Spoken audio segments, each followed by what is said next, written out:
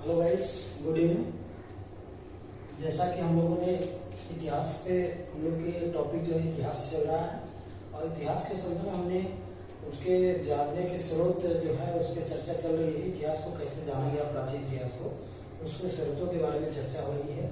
और पहला स्रोत जो है आपके धर्म ग्रंथ के आधार पर मिला, दूसरा था ऐतिहासिक ग्रंथ और तीसरा था विदेशी विवरण के आधार पे और चौथा था पुरातात्विक साक्ष्य के आधार पे। तो इस क्रम में हम चल रहे थे। तो इसके पहले वाले क्रम में हमने धर्म ग्रंथ की चर्चा की थी। धर्म ग्रंथ की चर्चा करते हुए हमने बताया था कि धर्म ग्रंथ के संदर्भ में सबसे पहला अगर कोई ग्रंथ मिला तो वो वेद था। वेद की रचयिता हमने बताया था आपके महर्षि कृष्ण देवरायन वेद व्यास जी थे। उसके बाद इन्हीं क्रमों में चर्चा करते हुए वेद के प्रकार बताए गए। वेद 4 प्रकार के होते हैं। पहला ऋग्वेद, दूसरा है यजुर्वेद, तीसरा है सामवेद, चौथा है अथर्ववेद। तो 3 वेदों की हमने चर्चा कर दी थी बहुत बेहतरीन ढंग से। और उस वीडियो को जो नहीं देखा है उसको जरूर देखिएगा। और इसी इतिहास के क्रम में ये तीसरा वीडियो लगा है और इसी क्रम में हम अब अगले वेद के बारे में चर्चा करने जा रहे हैं। तो बड़े ही ध्यानपूर्वक आप बेहतर ढंग से इस चीजों को सुनिए और उस पर नोट बनाइए और जहां भी कोई समस्या होती है उसे कमेंट के माध्यम से जरूर आप बताया करिए। और वीडियो कैसा लगता है, कैसा पढ़ाया जा रहा है, क्या कमी रह जा रही है, उसके बारे में जरूर आप कमेंट के माध्यम से बताया करिए। ठीक है, अब इसी क्रम में हम चलते हैं आपकी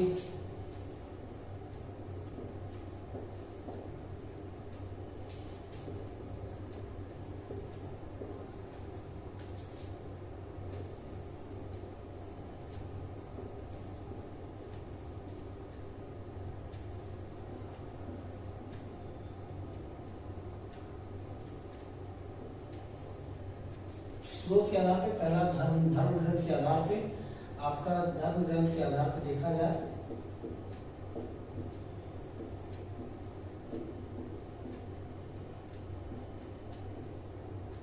इसमें वेदों की चर्चा हो रही थी, जो कि 4 वेद थे। चारों वेद के बारे में चर्चा हो गई थी। 4 वेदों के बारे में चर्चा हो गई थी। 4 वेदों में 3 वेदों की चर्चा हो गई थी। आज है चौथा वेद आपके सामने, अथर्ववेद। क्या बोलते हैं इसको? अथर्ववेद। अथर्ववेद। अब अथर्ववेद का मतलब होता है, अथर्ववेद का मतलब अगर देखा जाए वो अथर्ववेद का मतलब अर्थ का मतलब यहाँ हो जाएगा, जो अर्थ है अगर इसको शुद्ध बोला जाए अर्थ कि इसका मतलब होता है पवित्र, पवित्र या जादू,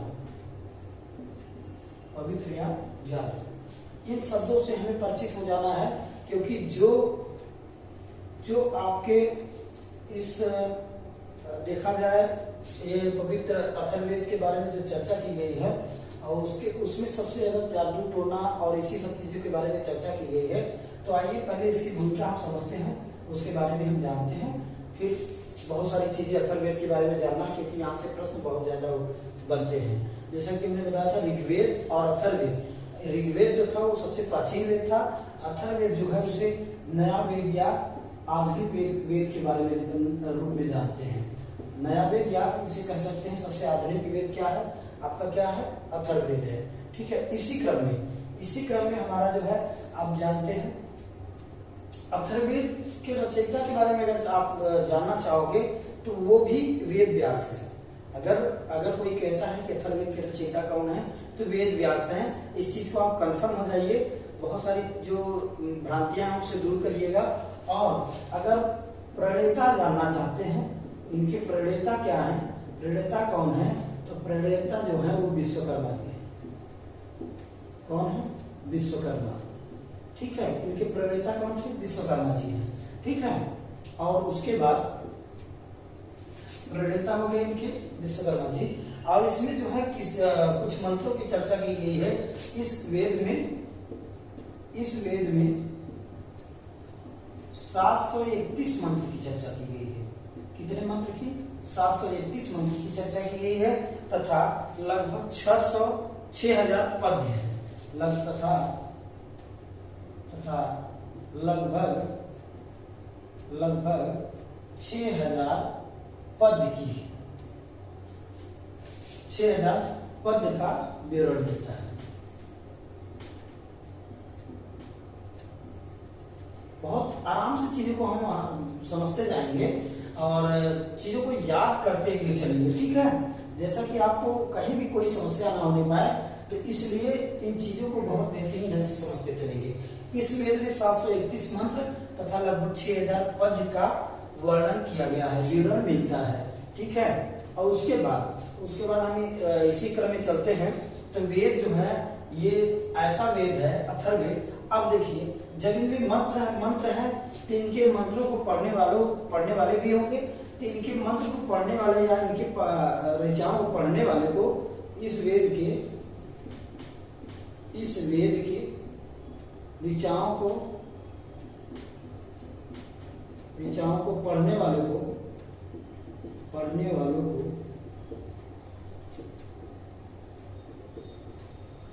ब्रह्मा कहा जाता था। क्या कहा जाता था? ब्रह्मा कहा जाता था। क्या कहा जाता था? ब्रह्मा कहा जाता था। ब्रह्मा कहा जाता था, ठीक है। मतलब मैंने क्या सीखा? अथर्ववेद, अर्थ का मतलब होता है पवित्र या जादू। उसके बाद यह सबसे नया वेद है, ये हम जान गए। उसके बाद इनके प्रणेता कौन है? विश्वकर्मा जी हैं। इसके बाद इस वेद में 731 तथा लगभग 6000 पद का विवरण मिलता है। उसके बाद इस वेद के ऋचाओं को पढ़ने वालों को क्या कहा जाता है? ब्रह्मा कहा जाता है। और इसी क्रम में और चीजें जानेंगे। यहाँ जो है एक देवता की चर्चा होती है। जो इस वेद के देवता हैं वे माने जाते हैं प्रजापति। कौन माने जाते हैं? प्रजापति यहाँ के देवता के रूप में किसे माना जाता है? प्रजापति। और प्रजापति के दो पुत्री, एक सभा और दूसरा समिति। इनके दो पुत्रियों का वर्णन मिलता है। तो इस चीज को आप जानते रहिएगा कि इनके दो पुत्रियों की वर्णन इसी वेद में मिलता है। प्रजापति जो है यहाँ के देवता हैं, इस वेद के देवता के रूप में जाने जाते हैं। और इनकी दो पुत्रियां हैं, कौन? एक सभा है, दूसरा क्या है? दो पुत्रियां सभा और समिति का भी वर्णन इसी वेद में मिलता है। तो इसी क्रम में और जानते हैं, अथर्ववेद में कन्याओं के जन्म को क्या माना जाता था? कन्याओं के जन्म को क्या माना जाता था? अथर्ववेद में कन्याओं के जन्म को निंदा माना जाता था। क्या माना जाता था?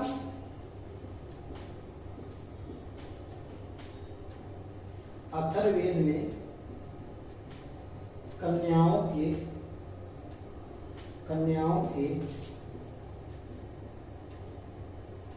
के जन्म को निंदनीय माना जाता था।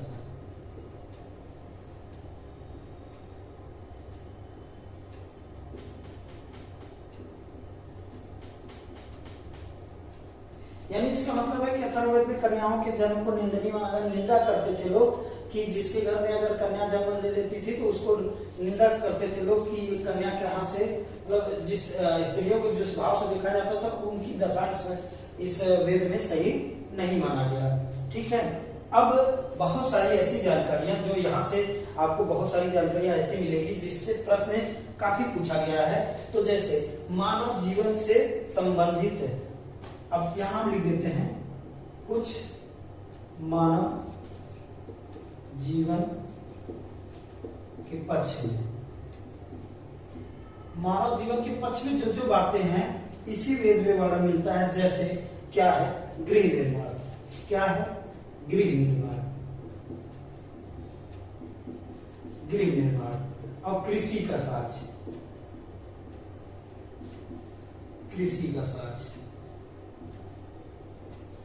गृह निर्माण, कृषि का साक्ष्य और व्यापारिक मार्गों की खोज। व्यापारिक मार्गों की खोज। पॉइंट टू पॉइंट इन चीजों को नोट करते चलेंगे और याद करते चलेंगे। बहुत बेहतरीन ढंग से इस चीजों को हम याद करते चलेंगे। और इसी में आपका रोग निवारण का भी खोज मिलता है।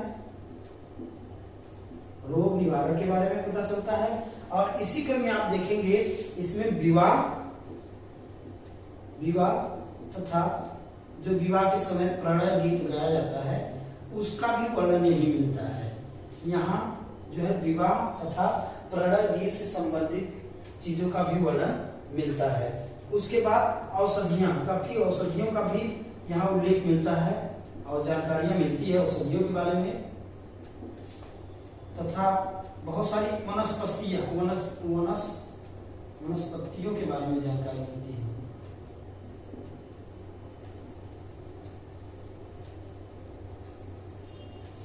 ठीक है, मतलब औषधियां और वनस्पतियां, बहुत सारी वनस्पतियों के बारे में जानकारी मिली जिससे दवाएं बनती थी। और उसके बाद कुछ विवरण और है जो कि जैसे वशीकरण, साप व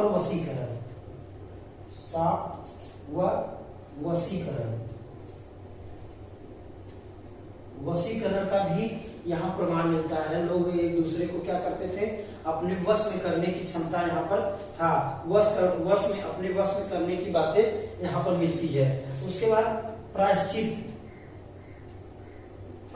मतलब चीजों को हम पश्चाताप करने का भी विवरण मिलता है। और फिर लास्ट जैसे जादू टोना का भी वर्णन यहाँ पर मिलता है। ठीक है, ऐसी बहुत सारी जानकारियां जो आपके अथर्ववेद से पूछा जाता है। कृषि का साक्ष्य किस वेद में मिलता है, तो आप बताएंगे अथर्ववेद। और पूछा जाता है गृह निर्माण का विवरण किस वेद में मिलता है, अथर्ववेद में। फिर व्यापारिक मार्गों की खोज सबसे ज्यादा कहाँ पे इसका प्रमाण मिलता है, अथर्ववेद में। रोग निवारण का प्रमाण कहाँ मिलता है, जादू टोने का प्रमाण कहाँ मिलता है, साप वशीकरण का प्रमाण कहाँ मिलता है, प्रायश्चित का प्रमाण कहाँ मिलता है, औषधियों की खोज तथा वनस्पतियों की सबसे ज्यादा खोज कहाँ मिलती है, अथर्ववेद में मिलती है। विवाह तथा प्रलय गीत का प्रमाण कहाँ मिलता है, वो भी अथर्ववेद में मिलता है। और कन्याओं के जन्म को निंदनीय माना जाता था या निंदा किया जाता था, वो किस वेद में है, अथर्ववेद में। ऐसी बहुत सारी बहुमूल्य जानकारी जो कि आपके अथर्ववेद में है। और बहुत सारे प्रश्न इससे बहुत बार बने भी हैं, इसलिए इसको सही ढंग से आप पढ़िएगा। ठीक है, चीजों को याद करते हुए चलिएगा। उसके बाद देखिए एक बात और है कि इसके उपवेद हम जान जाते हैं। उपवेद, इसके उपवेद के बारे में अगर हम जाने, इसका उपवेद जो होता है वह शिल्प वेद है। क्या है, शिल्प वेद। इसके उपवेद का क्या नाम है, शिल्प वेद नाम है। इसके उपवेद का क्या नाम है, शिल्प वेद। तो यहाँ रही अथर्ववेद से बहुत सारी जानकारियां जो कि आपके एग्जाम के तहत बहुत ही इंपॉर्टेंट है और बहुत सारे प्रश्न यहाँ से बनते भी हैं। तो हमारे समझ से चीजें आपको समझ में भी आई होंगी और इसको आप याद भी कर लिए होंगे। जैसा कि हम कह रहे हैं कि अथर्ववेद नया वेद है। प्रणेता कौन है, विश्वकर्मा जी हैं। इस वेद में 731 मंत्र तथा 6000 पद का विवरण मिलता है। उसके बाद हमने कहा इस वेद के ऋचाओं के पढ़ने वालों को ब्रह्मा कहा जाता था। इसमें एक देवता का चर्चा मिलता है जो प्रजापति के नाम से जाना जाते हैं। और इनकी 2 पुत्रियों का भी वर्णन मिलता है जो कि सभा और समिति के नाम से जाने जाती हैं। अथर्ववेद में कन्याओं के जन्म को क्या कहा गया, निंदनीय माना गया। उसके बाद मानव जीवन की कुछ पक्ष की बातें हैं जो कि यहाँ पर बहुत सारे प्रश्नों के रूप में पूछे जाते हैं। तो गृह निर्माण, कृषि का साक्ष्य, व्यापारिक मार्गों की खोज, रोग निवारण, विवाह तथा प्रलय गीत, औषधियों तथा वनस्पतियों की जानकारी, साप वशीकरण, प्रायश्चित और जादू टोना। और इसके एक उपवेद की बात की जाती है। इसके एक उपवेद की बात जो की जाती है उसका नाम क्या है, शिल्प वेद। ये रहा आपका धर्म ग्रंथ से आधारित जो है चौथा वेद जो कि अथर्ववेद के नाम से जाना गया। ठीक है, मुझे लगता है कि इससे संबंधित आपको कोई समस्या नहीं है, सब चीजें आपको याद हो गई होंगी। अगर नहीं याद होती हैं तो 1-2 बार इस वीडियो को एक बार देखिएगा और किताब के माध्यम से अध्ययन करिएगा। जहां भी कोई प्रॉब्लम होगा आप कमेंट के माध्यम से हमें बता दीजिएगा। ठीक है, ये रही आपकी कुछ ऐसी जानकारियां जो कि आपके एग्जाम के तहत बहुत ही जरूरी है और मुझे लगता है कि इससे आपसे कोई प्रॉब्लम नहीं होने वाला है। आप इसी क्रम में हम आगे चलते हैं।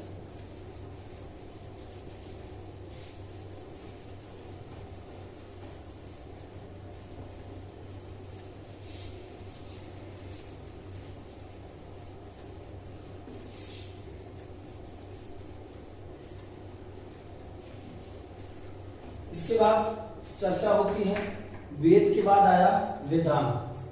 वेद के बाद क्या आया, वेदांत। वेद के बाद धर्म ग्रंथ में एक और चीज मिलता है, सबसे प्राचीन जो है आपको क्यों एक ग्रंथ मिला वेद। दूसरी क्या है, आपका वेदांग मिला। वेदांग में क्या था, वेदांग क्यों आया, वेदों को सही ढंग से समझने की बात थी। वेदों को बहुत लोगों ने सही ढंग से समझ नहीं पाए, उसके लिए वेदांग बनाया गया, जो वेदांग की रचना की गई। तो वेदों का अर्थ व उच्चारण वेदों के अर्थ या उच्चारण के लिए, सही उच्चारण के लिए, आप यहां सही लिख सकते हैं, सही उच्चारण के लिए वेदांत की रचना की गई। वेदों की अर्थ व सही उच्चारण के लिए वेदांत की रचना की गई। ठीक है, वेदांत की रचना की गई। ये मैं इसलिए लिखा दे रहा हूं क्योंकि कभी कभी पूछा जाता है कि वेदांत क्यों आया या वेदांत क्या है, तो आप बता सकते हैं कि वेदांत जो है वेदों के अर्थों को तथा उनके सही उच्चारण को करने के लिए, उनको सही उच्चारित करने के लिए वेदांत का प्रयोग किया गया या वेदांत की रचना की गई। अब बात आती है वेदांत कितने हैं, तो बहुत ज्यादा सोचने की जरूरत नहीं है। वेदांत 6 हैं और इसे क्रम से याद कर लीजिए। इससे बस बहुत छोटा प्रश्न बनता है, एक प्रश्न हमेशा बना है और वो बनता आया है, तो हम इसके बारे में जानेंगे। ठीक है, पहला जो 6 वेदांग है उसके बारे में लिख लीजिए। पहला है शिक्षा, पहला क्या है, शिक्षा ज्योतिष कल। और उसके बाद चौथा क्या है, चौथा आपका है निरुक्त छंद व्याकरण। निरुक्त छंद और क्या है, छठवां व्याकरण। बहुत आसान है, चीजों को समझने में बहुत ही आसान है। हम सीधा कहेंगे शिक्षा ज्योतिष कल, निरुक्त छंद व्याकरण। 3 पार्टों में आप दिमाग में रख लीजिए, बहुत आसान हो जाती है चीजें। आप कहेंगे शिक्षा ज्योतिष कल, उसके बाद निरुक्त छंद व्याकरण। अच्छा, प्रश्न कैसे आएगा, प्रश्न ऐसे आता है, कहा जाता है कि इनमें से निम्नलिखित में से वेदांत नहीं है, निम्नलिखित में से वेदांत नहीं है। अगर इनके अलावा कोई चीज दिया गया है तो वही जो होगा वेदांत नहीं होगा, इसलिए इसको याद करना जरूरी हो जाता है। ठीक है, वेदांत कितने हैं, 6 हैं। क्यों आया, क्योंकि वेदों को, अर्थों को और उनके सही उच्चारण को पढ़ने के लिए हम क्या किए, वेदांत की रचना किए। ठीक है, वेदांत की रचना इसीलिए किया गया। ठीक है, अब इसके क्रम में हम आगे बढ़ते हैं। शिक्षा ज्योतिष कल और निरुक्त छंद व्याकरण। अगर आपको कहीं प्रॉब्लम हो तो आप कमेंट के माध्यम से जरूर बताइएगा। वीडियो अच्छा लग रहा है कि नहीं, और कहीं ऐसा लग रहा है कि चीजें हम आपको और बेहतर ढंग से पढ़ा सकते हैं तो आप बताइएगा। जहां भी आपको कोई प्रॉब्लम लगता है तो आप उस चीज को कमेंट के माध्यम से बताइएगा। अब बात आती है पुराण। एक एक चीजों को बहुत बेहतरीन ढंग से पढ़ेंगे हम। पुराण, अब बात किसकी आती है, पुराण क्या है, पुराण जो होते हैं 18 हैं। पुराण कितने हैं, पुराण भी 18 है। अब पुराण भी क्यों आया, ये भी वेदों को सही ढंग से पढ़ने लिखने के लिए आया था, वेद को समझने के लिए आया था। तो बहुत सारे लोग जो हैं, बहुत शूद्र लोग जो हैं, छोटे जातियों के लोग को वेद पढ़ने और सुनने दोनों की अनुमति नहीं थी। लेकिन पुराण जब आया तो पुराण जो है उनको पढ़ने सुनने की या पढ़ने के लिए, सुनने के लिए आपको क्या दिया गया, छूट दिया गया। तो इसलिए पुराण जो होता है एक महत्वपूर्ण ग्रंथ हो जाता है। तो ये 18 है, पुराण कितने हैं, 18 हैं। लेकिन 5 बहुमूल्य हैं, जिसके बारे में हमेशा चर्चा मिलता है हमको किताबों में और प्रश्नों में। तो 5 बहुमूल्य हैं। तो क्या है, पहला है मत्स्य, पहला क्या है, मत्स्य पुराण। उसके बाद वायु पुराण, उसके बाद विष्णु पुराण, और आपको एक ब्राह्मण पुराण, और एक है आपका भागवत। एक क्या है? भागवत पुराण, जो कि थोड़े बहुमूल्य हैं। ये इनसे प्रश्न बनते हैं, कभी कभी पूछा जा सकता है, और इन सब चीजों के बारे में थोड़ा थोड़ा जानना चाहिए। तो बहुत ज्यादा भागवत आप सुनते हैं, भागवत कृष्ण जी के बारे में आप देखे होंगे, बहुत सारे गांव में, क्षेत्रों में भागवत का पुराण होता है। तो आपका जो है ये 5 पुराण जो है कि आपके एग्जाम के लिए इम्पोर्टेंट है। वैसे अगर पुराणों की संख्या पूछी जाएगी तो आप कितना बताएंगे? 18 बताएंगे। और उसके बाद मत्स्य पुराण सबसे प्राचीन पुराण है। सबसे प्राचीन पुराण अगर कहा जाए तो क्या है? मत्स्य पुराण। मत्स्य पुराण जो होता है वो सबसे प्राचीन पुराण है। और इसमें एक प्रश्न और बन जाते हैं, यह किस शासक के या किस शासक के अंतर्गत या किसके शासनकाल में चीजें आई थी? तो आद सातवाहन। आद सातवाहन के आद सातवाहन के युग में ये चीजें आपको पता चलेगी, उनके शासनकाल में ये चीजें मिलती हैं। आद सातवाहन ये जो है एक शासनकाल था, जिसका शासनकाल इस समय था। उस समय मत्स्य पुराण की चर्चा मिलती है। तो आपसे बहुत बार ये सब चीजें पूछी जाती हैं कि मत्स्य पुराण किस शासनकाल में आया था या कहां पर विवरण मिलता है। तो आप बताएंगे क्या? आंध्र सातवाहन। आंध्र सातवाहन, ठीक है। हमें लगता है याद भी हो गया था। मत्स्य पुराण सबसे प्राचीन पुराण है। और वायु पुराण, वायु पुराण की शासनकाल से संबंधित है। तो आप देखेंगे गुप्त वंश से। किससे? गुप्त वंश से। गुप्त वंश से। बहुत ज्यादा ट्रिकी चीजों को पढ़ने की जरूरत नहीं है और सामान्य चीजें हैं। वैसे बहुत लोग इसको बताते हैं कि वायु जो होता है वो बहुत ही हमें पता नहीं चलता, उसका अनुभव हम केवल करते हैं, तो वह गुप्त होता है, तो इसलिए गुप्त से संबंधित है। तो ऐसे भी अगर अपना एक ट्रिक आप बना सकते हैं तो अपने तरीके से याद करने के लिए बना लीजिए। और दूसरा तीसरा है जो विष्णु पुराण, वह किसके शासनकाल में है? मौर्य। मौर्य वंश से संबंधित है। किससे संबंधित है? मौर्य वंश से संबंधित है। मत्स्य पुराण आंध्र सातवाहन से संबंधित है। वायु पुराण गुप्त वंश से संबंधित है। और विष्णु पुराण जो होता है वो मौर्य वंश से संबंधित है। यहाँ से सबसे ज्यादा प्रश्न यहीं से आता है। इन सब की चीजों के बारे में हम जानेंगे। और हमने ब्राह्मण और भागवत पुराण इसलिए दिखा दिया कि कभी कभी पूछ लेता है इसमें से कौन सा पुराण नहीं है। इस तरीके के अगर प्रश्न आते हैं तो भागवत और ब्राह्मण भी पुराण है, इस बात की चर्चा हमारे दिमाग में रहना चाहिए। ठीक है, इसके बाद अब चीजों के आगे बढ़ाते हैं। हाँ, एक चीज और है, पुराण के रचयिता कौन है? पुराणों के रचयिता जो हैं उनको माना जाता है लोमहर्ष तथा इनके पुत्र को, इनके पुत्र कौन है?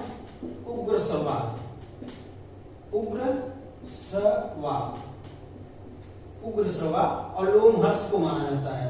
दोनों लोग को माना जाता है, लोमहर्ष और उनके पुत्र कौन है?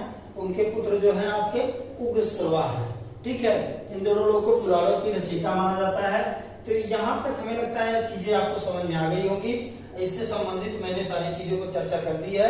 पुराण यही है, पुराण से संबंधित चीजें यही है। 5 पुराणों की चर्चा मिलती है आपको, मत्स्य पुराण, वायु पुराण, विष्णु पुराण। किसके शासनकाल से संबंधित है?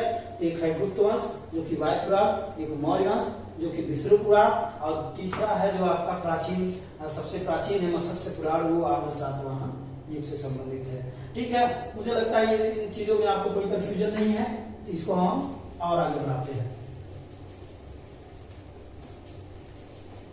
बहुत आसान चीजें बनाते हुए हम इन चीजों को बहुत बेहतरीन ढंग से पढ़ेंगे।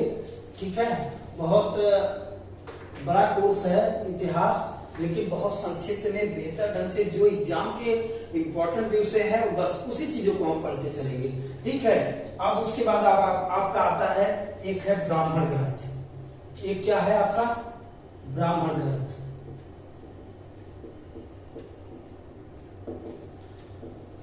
क्या है?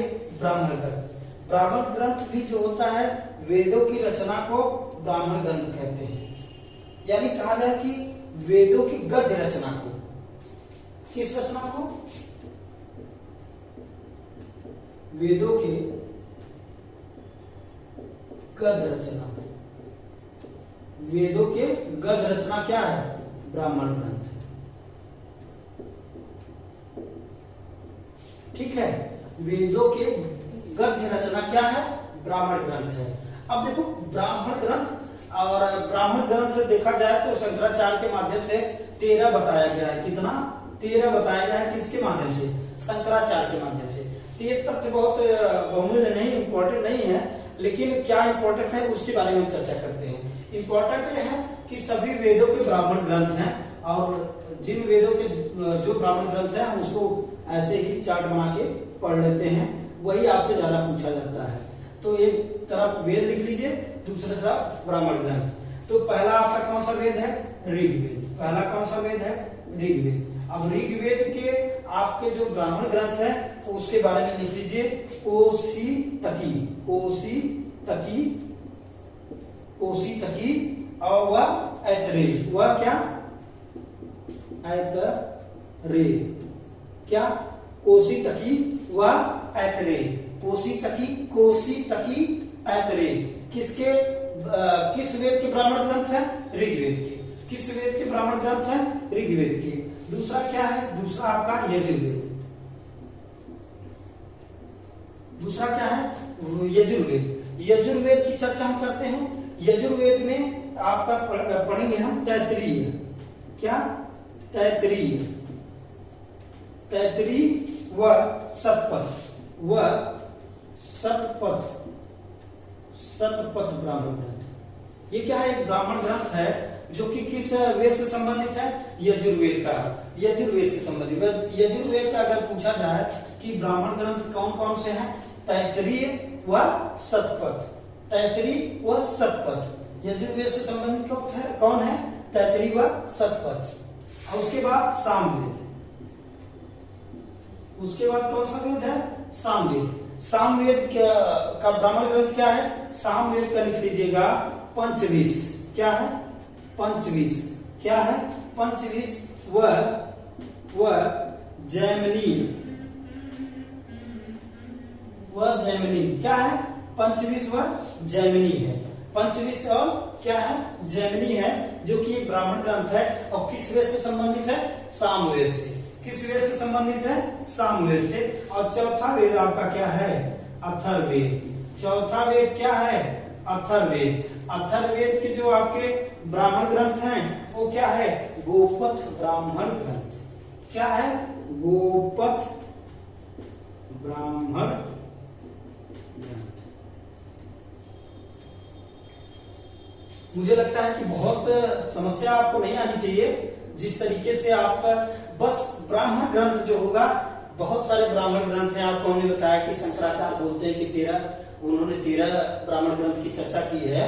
तो हम 4 जो कि यहाँ 2-2 ब्राह्मण ग्रंथ दिए गए हैं और किस किस वेद से संबंधित है, इसको याद करना बहुत जरूरी है। ये बहुत बार एग्जाम में पूछा गया है। तो आप कहेंगे ऋग्वेद के जो ब्राह्मण ग्रंथ है कोशितकी, कोशितकी व ऐतरेय। कोशितकी व ऐतरेय। दूसरा है यजुर्वेद। यजुर्वेद क्या है? यजुर्वेद के ब्राह्मण ग्रंथ क्या है? तैत्तिरीय व शतपथ। तैत्तिरीय व शतपथ। और सामवेद के ब्राह्मण ग्रंथ कौन है? पंचविश व जैमिनी। पंचविश व जैमिनी। और अथर्ववेद के जो ब्राह्मण ग्रंथ है वो गोपथ ब्राह्मण ग्रंथ है। तो ये चीजें मुझे लगता है आपको बहुत बेहतर ढंग से समझ में आया होगा। इसको 1-2 बार आप पढ़ेंगे तो आराम से याद हो जाएगा, बहुत बड़ी चीज नहीं है। तो यहाँ हुआ हमारा ब्राह्मण ग्रंथ, ये हमारा कंप्लीट हुआ ब्राह्मण ग्रंथ। अब इसको हम मिटाते हैं, नेक्स्ट चीजों पे चलते हैं।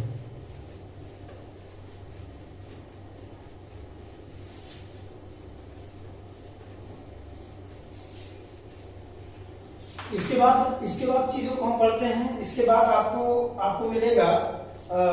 अब थोड़ी सी चर्चा कर लेते हैं कि क्रम क्या था। अब आइए क्रम देखते हैं, मतलब धर्म ग्रंथ के जानने के क्रम क्या क्या थे।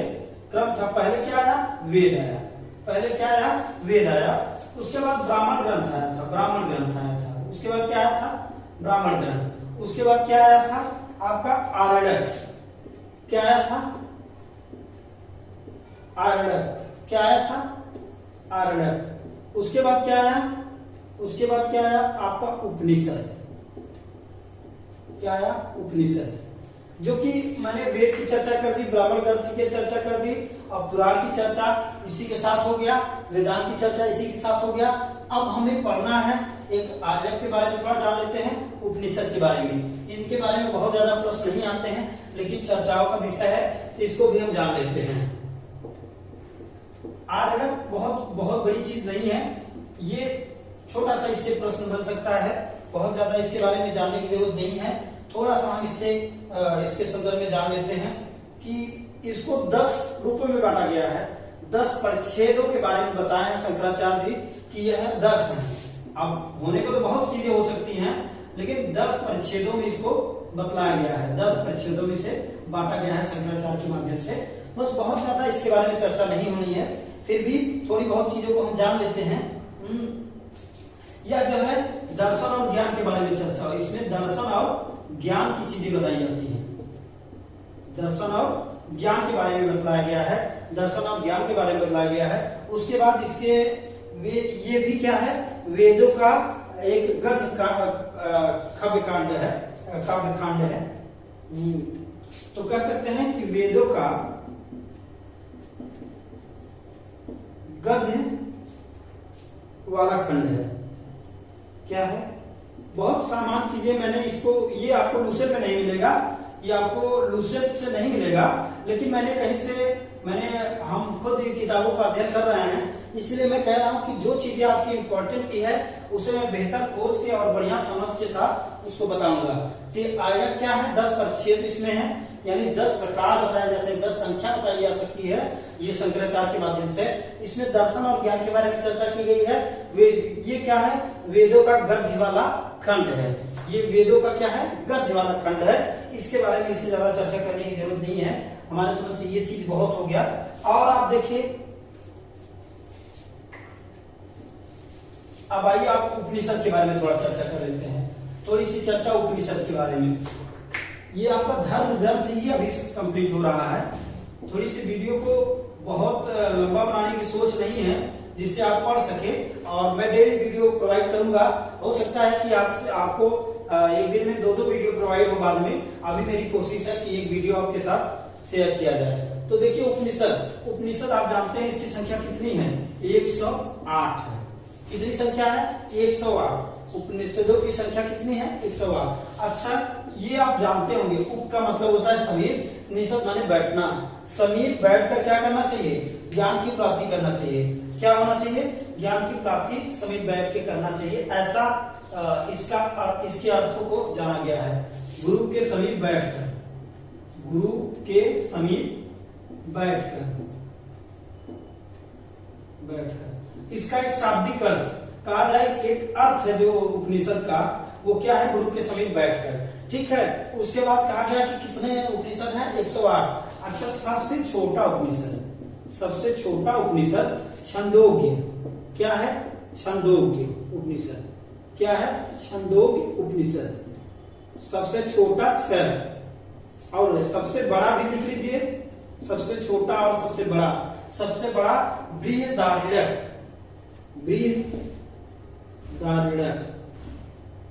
जैसे बृहद बड़ा और छोटा, दोनों का आप मिलता जुलता शब्द मिल रहा है आपको।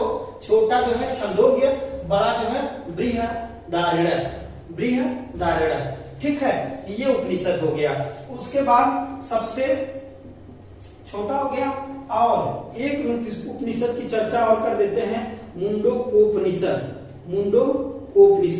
मुंडकोपनिषद, जो कि ये चर्चा में क्यों है, मुंडकोपनिषद इसलिए चर्चा में है, यह उपनिषद इसलिए चर्चा में है क्योंकि इसमें जो हमारा राष्ट्रीय वाक्य है, सत्यमेव